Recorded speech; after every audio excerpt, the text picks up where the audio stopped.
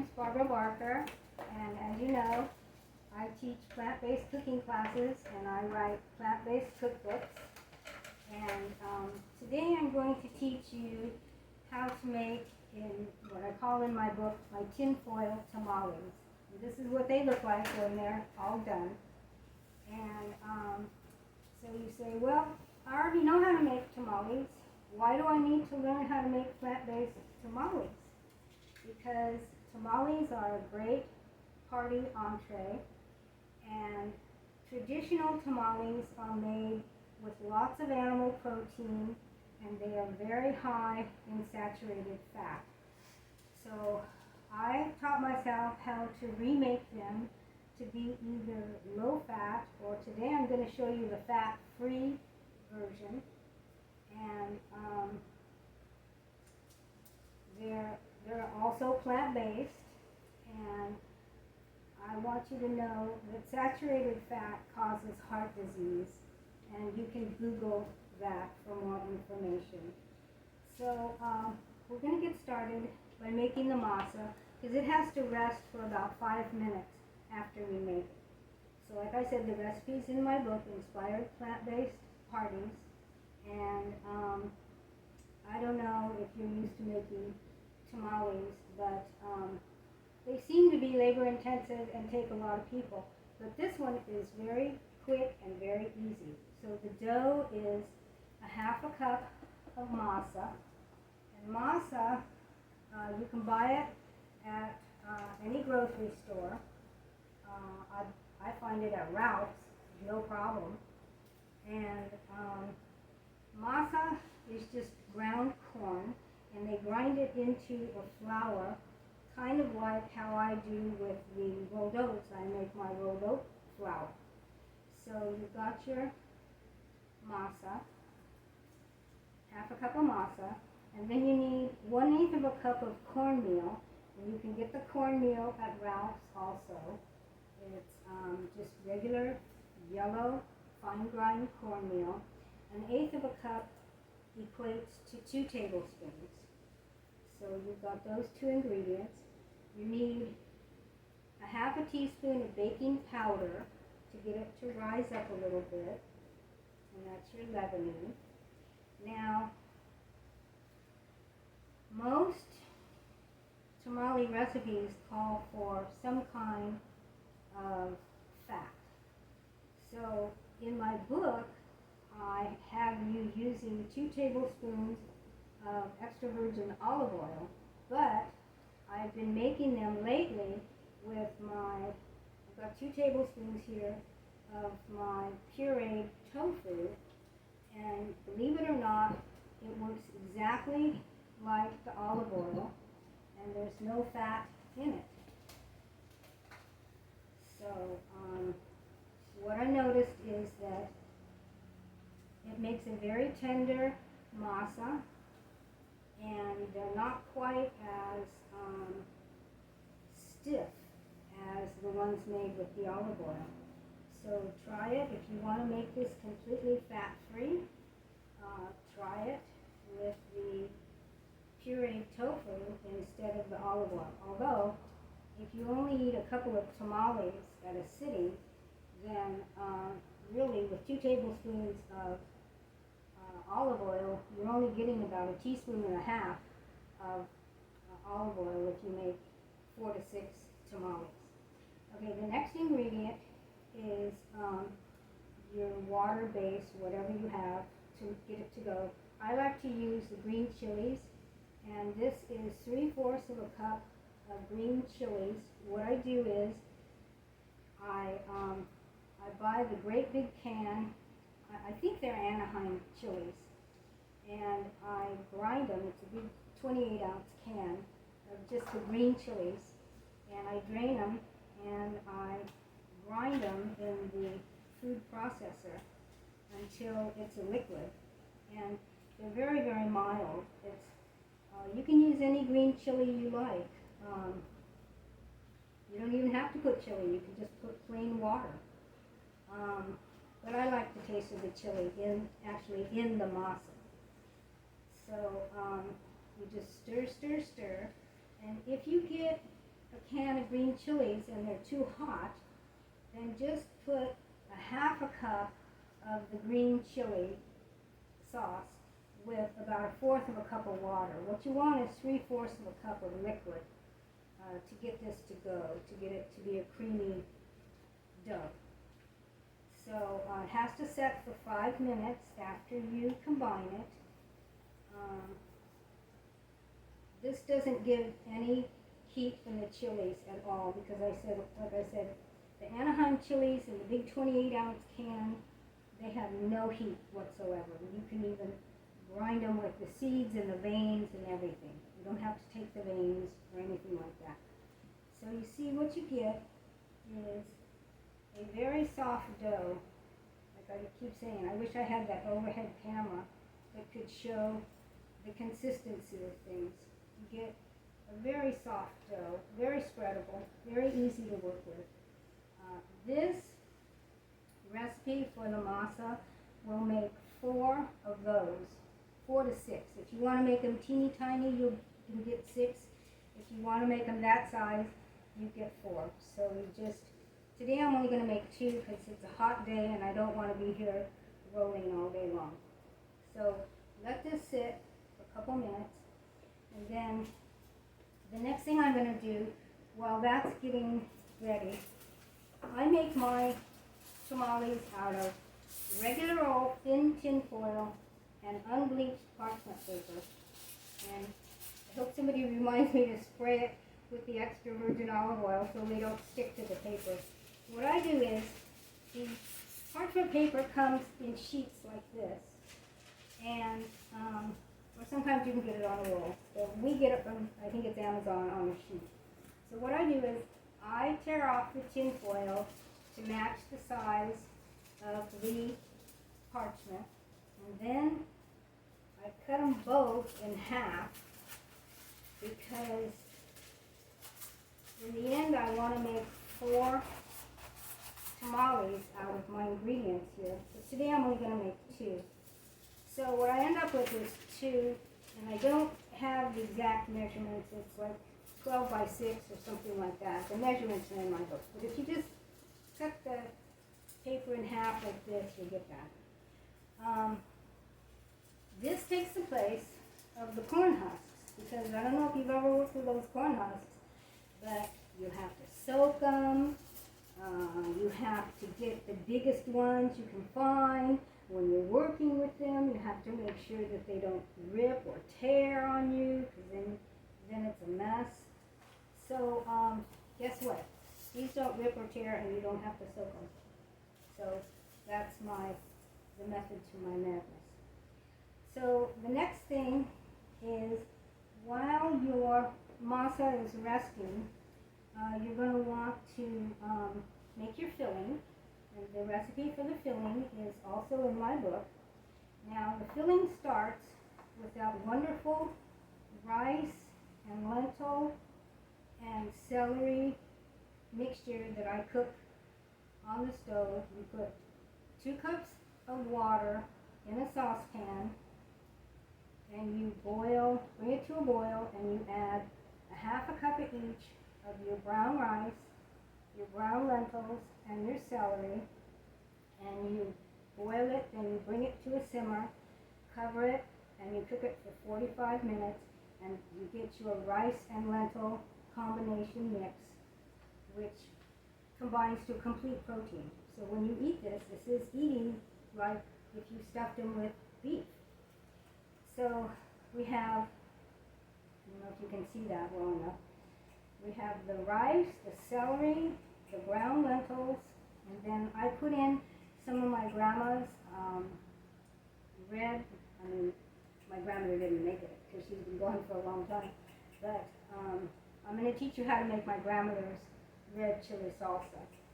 And I put some of that, I put some chopped up green chilies, I have a couple of chopped scallions, and I have some Daya cheese to hold it all together. Now, this Daya cheese, this is an interesting product because this is made from tapioca flour. You can buy it at any grocery store. It is a little bit expensive, so you have to use it very judiciously. It's made from tapioca flour. Tapioca flour comes from cassava paste.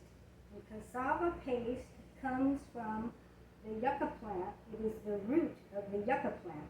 So this is 100% plant-based cheese. And one of these days, I'll teach you how to make my cheese bread out of this too. It's wonderful. Anyway, so that's our filling. And again, these are the measurements to make 4 of them, so I'm only going to use half of this. So I'm going to create a little space. I'm going to spray my parchment so that I don't forget.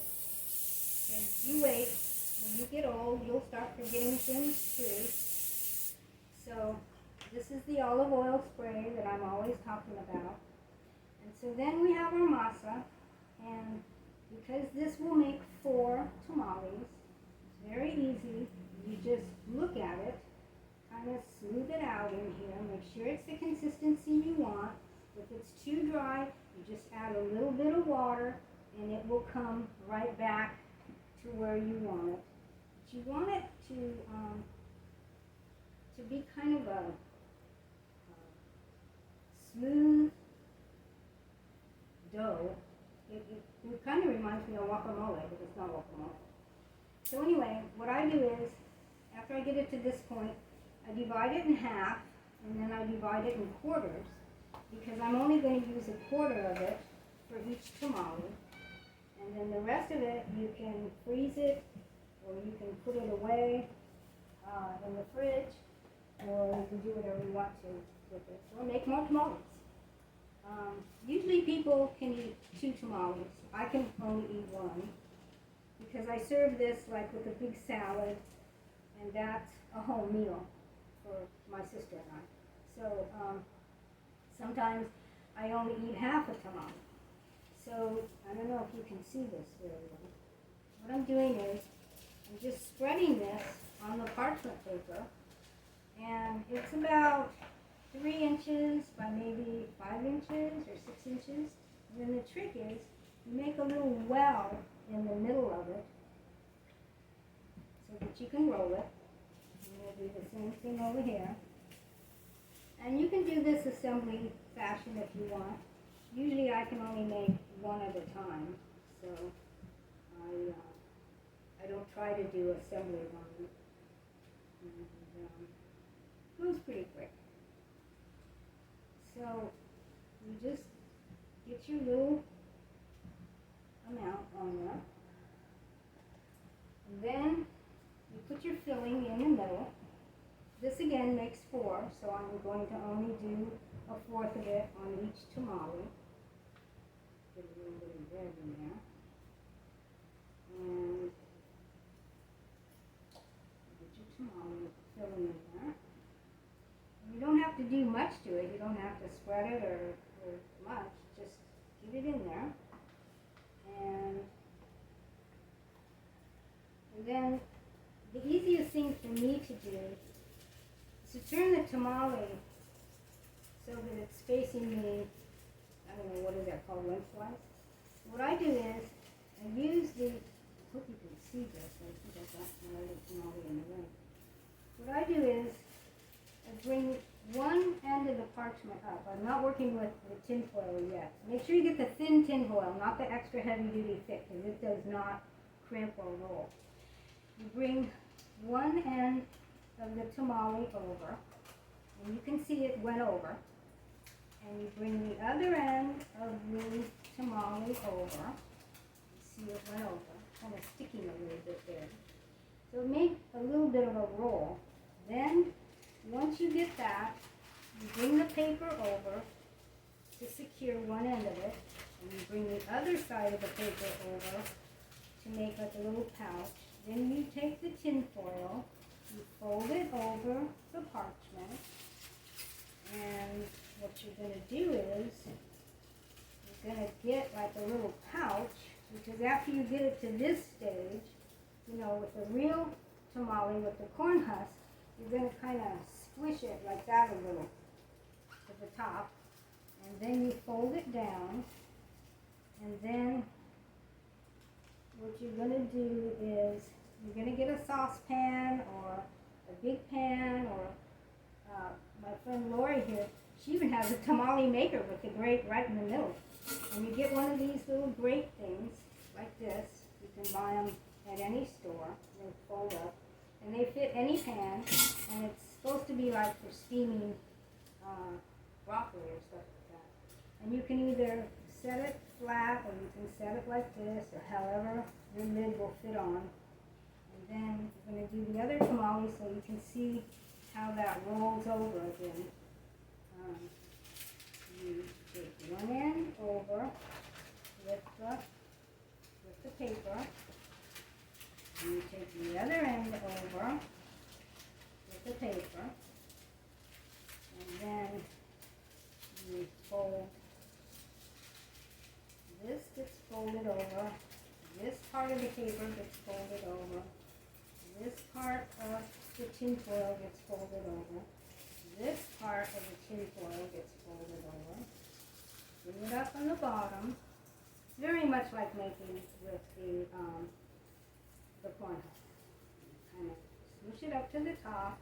You fold it over, and you put it in your pan. I guess I should have got a little bigger pan. Then you put about an inch or two of water in your pan, and you bring it to a boil. You cover it, and most tamale recipes say to cook the tamales for a very, very long time. These tamales only cook for 30 minutes. So when they're done, you take the lid off, and you let them cool off in the pan a little bit until you can touch them. And then when they're cold or when they're cool, they come out looking like this. Like I said, this is the one made with the tofu. You just unwrap it and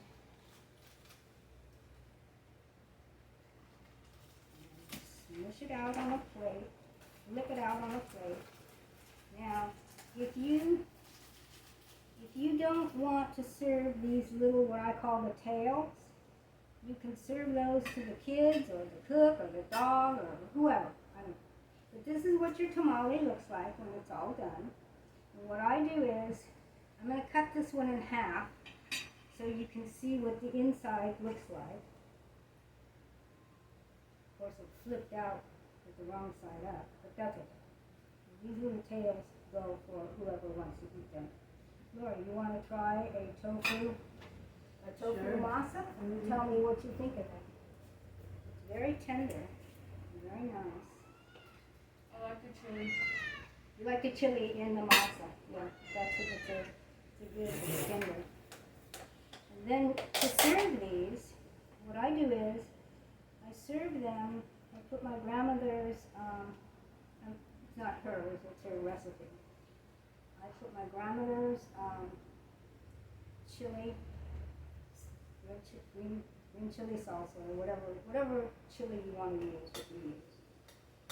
And then this one was the one made with the olive oil. And you see, you just undo it, flip it out of there.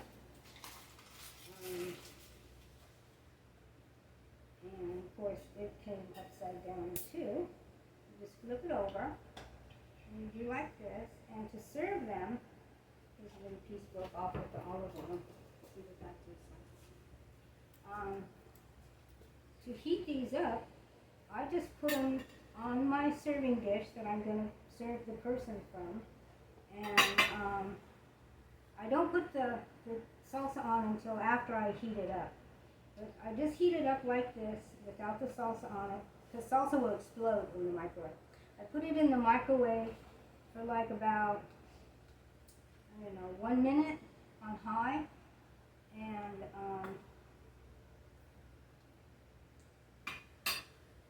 like I said, you could serve that with a nice salad, or some broccoli or some veggies.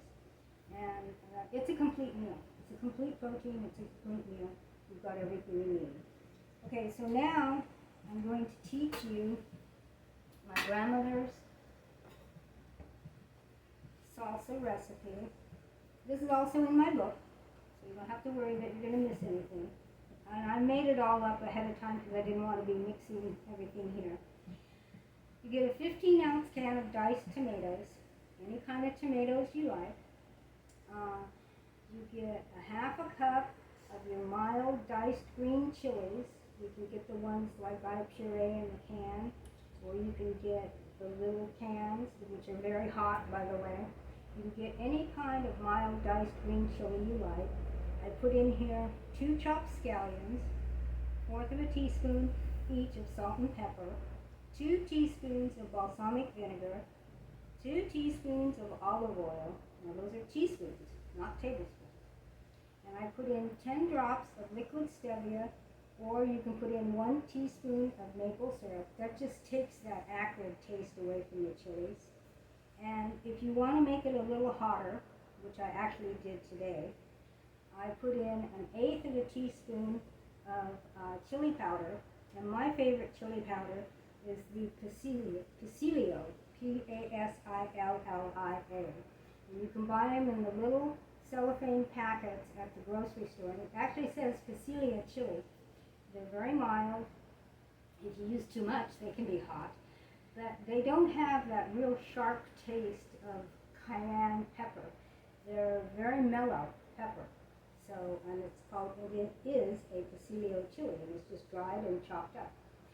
So, that's the class, and I hope you will be inspired to make your own tamales, fat-free or low-fat. And I want you to remember that you are valuable. I want you to please take care of yourself, and I want you to keep praying for the people in Hawaii. Thank you.